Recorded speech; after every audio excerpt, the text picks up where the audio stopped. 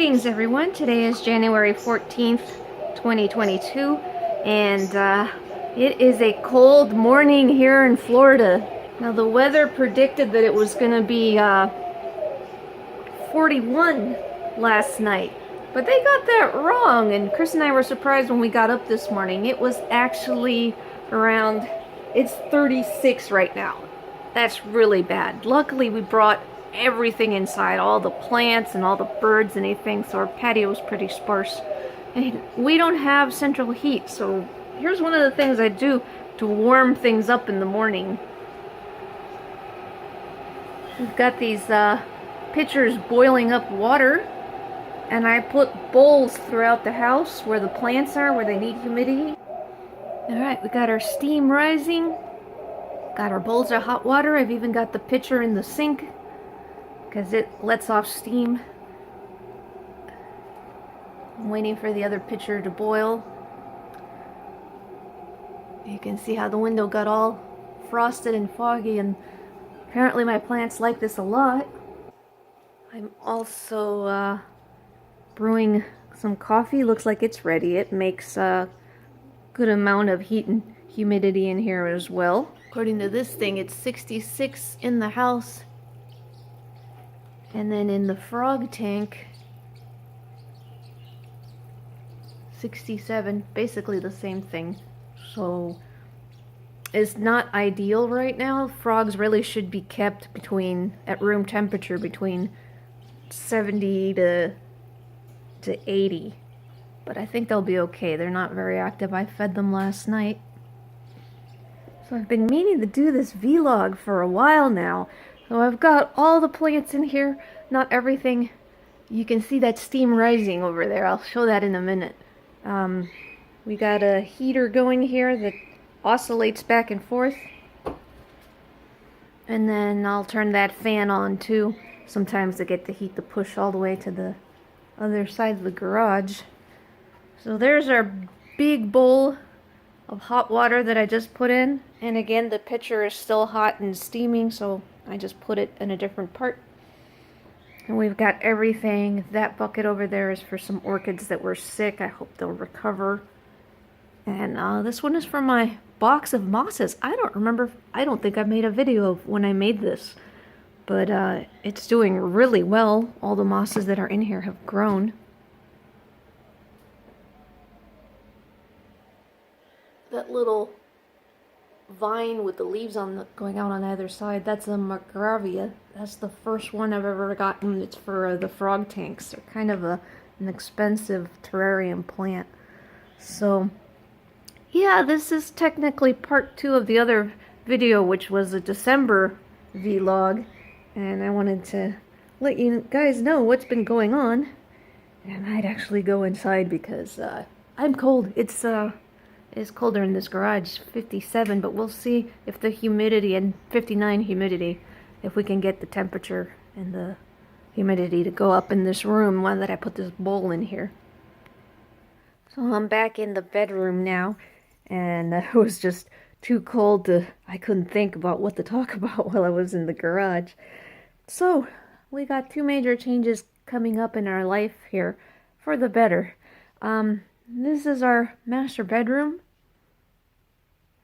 and I came to the realization the other day that this is a huge room and it's really a wasted space. All we do is sleep in here, and as you guys know, my art room is really, really small. So I'm planning to switch the bedrooms around. So the bed and all the furniture, most of the furniture in here is going to go in there. We already measured it out. If I can find the footage, I'll show that. I made these little cards out of paper. Thanks to Allison and Chris, they had the idea to just draw the room to scale with an inch being a foot, and then measure all the furniture and draw patterns for the furniture. So it works. It will be much better because it is so difficult for me playing Tetris in my room all the time, trying to get my art supplies and my electronics out and my bird stuff out of that tiny. I think it's an 8 by 10. I don't remember. So The other major thing that some of you guys already know about that I'm really excited is I have decided that I am finally going to try to get my dream dog. I have started saving up. It's going to take me a long time, so hopefully sometime this year, and I'm also aware that by the time I have everything saved up for her, I want a female Doberman, that I still might not be able to get her because I know puppies aren't available and some breeders have long waiting lists, so who knows. But right now the big obstacle is to get all the supplies, and that's what's in this box. So I've got a box that I've set aside and I named it Dog.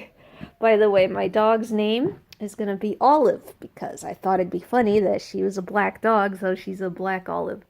So this is all new to me, by the way. I've never owned a dog. This will be my first time. I've been researching what I need. I watched Doberman Planet. He talked about the essentials for a puppy that you have to have on hand before your puppy arrives in the house.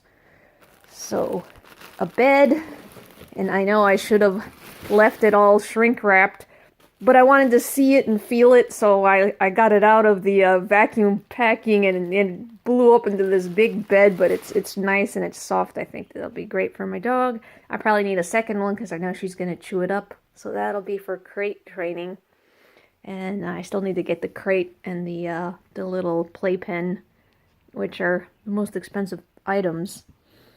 So we've got a scooper. This is from Dollar Tree. I just love the coral color. I already had bought one that came with the set, but this one is just better for a big dog, I think.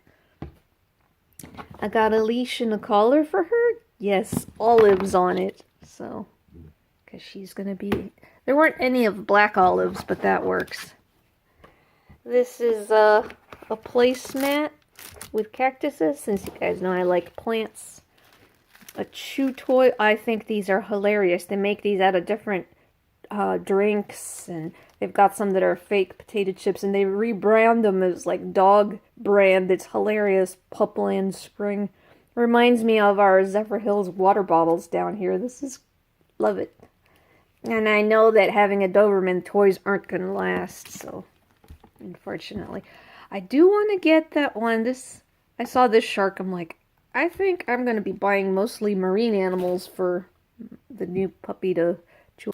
This collar I got for free. I put it in order, and they gave me a choice of 3 items, and I just, well, why not if it was free? And I'm not into all the shiny fake diamond stuff. And this will definitely be for a short time, if I even use it at all, for puppy. Because she's going to outgrow that. That's like a small dog's or a medium dog. I don't know. Here's the other scooper. Really pretty pattern. These are made by a brand called Tarhan. And they make all these Melanie stuff. I need to do a review on those. Are my favorite bowls because that's what I use for the for my birds.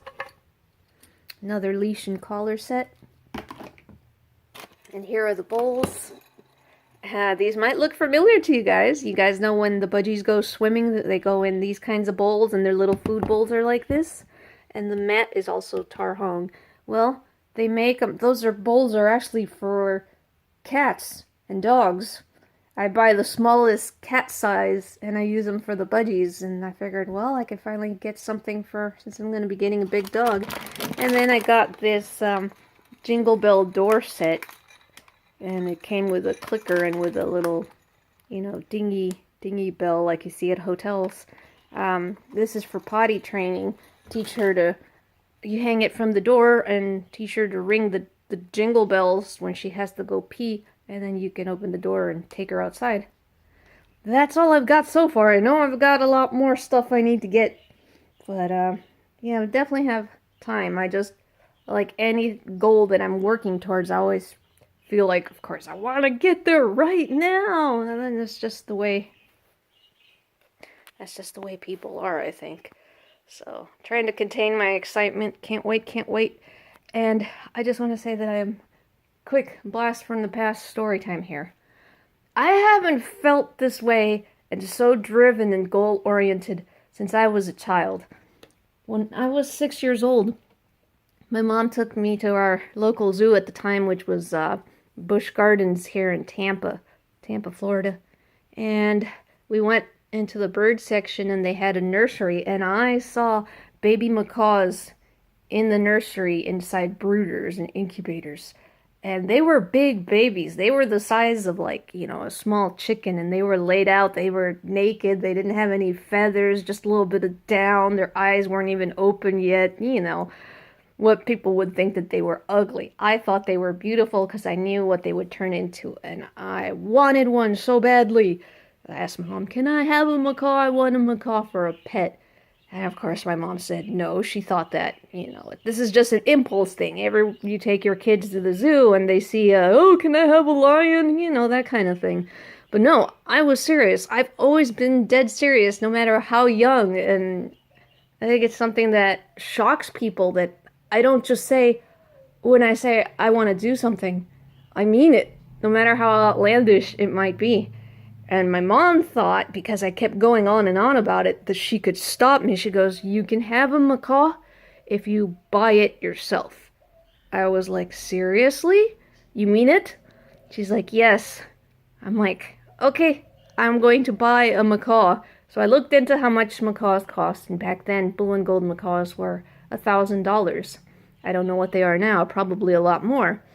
So I began to save my money. Every little bit of lunch money that was left over, birthday money, Christmas money, bonus money, anything like that.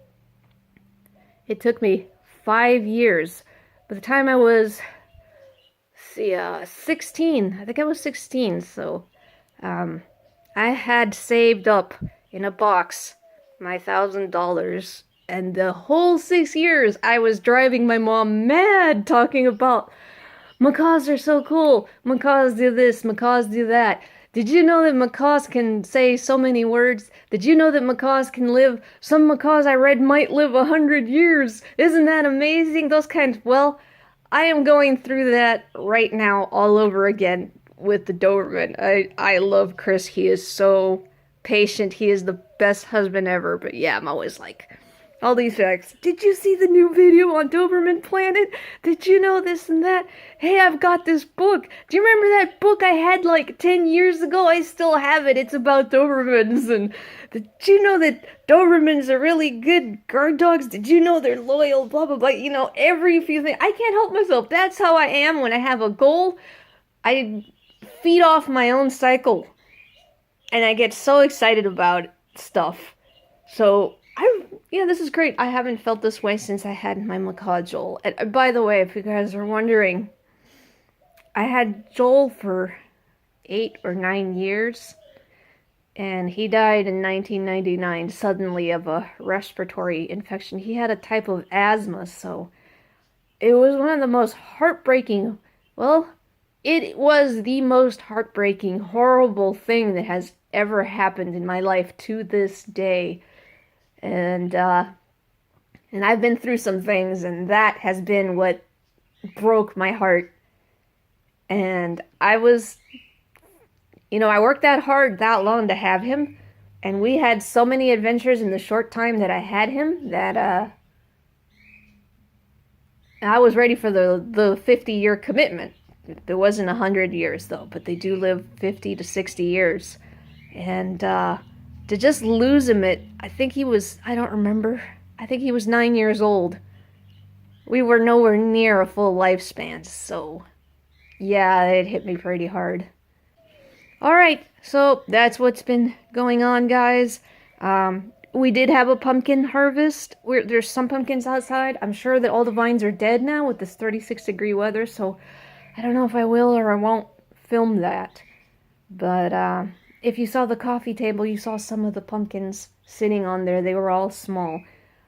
Alright.